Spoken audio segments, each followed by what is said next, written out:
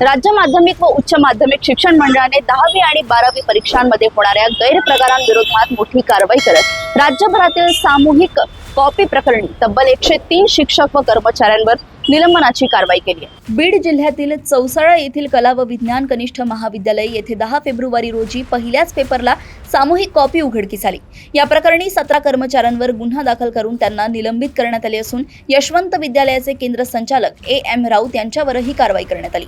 तसेच छत्रपती संभाजीनगर जिल्ह्यातील कन्नड तालुक्यात जैतापूर येथील राष्ट्रीय उच्च माध्यमिक विद्यालय येथे CCTV मध्ये पर्यवेक्षक विद्यार्थ्यांना मदत करताना दिसून आल्याने 24 जणांवर गुन्हे नोंदवण्यात आले असून 21 जणांना निलंबित करण्यात आले।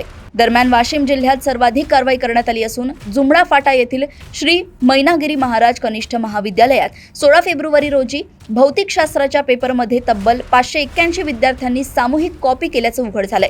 याशिवाय शेंदूरजाना, आढाव, रुईगोस्ता, मांडवा, रिसोड आणि लेहणी या परीक्षा केंद्रांवर CCTVच्या आधारे अनेक कर्मचाऱ्यांवर निलंबनाची कारवाई करण्यात आली।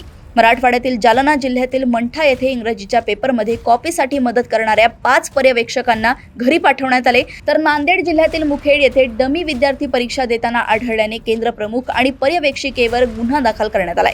धाराशिव जिल्ह्यातील तुळजापूर तालुक्यात सलगरा येथे मोबाईलद्वारे कॉपी करताना विद्यार्थी आढळल्याने शिक्षकांवरही कारवाई झाली आहे। गडचिरोली जिल्ह्यातील ब्रोमनवार विद्यालय येथे राज्यशास्त्राच्या पेपरमध्ये मायक्रो नोट्स आणि कृत्रिम बुद्धिमत्तेचा वापर करून तयार केलेल्या साहित्याद्वारे कॉपी करण्याचा प्रयत्न झाल्याचं समोर आलं। या प्रकरणी 3 शिक्षक आणि एका शिपायावर गुन्हा दाखल करण्यात आलाय। मंडळाने स्पष्ट केले आहे की परीक्षेच्या पवित्रतेशी तडजोड करणाऱ्यांवर भविष्यातही कठोर कारवाई सुरूच राहील।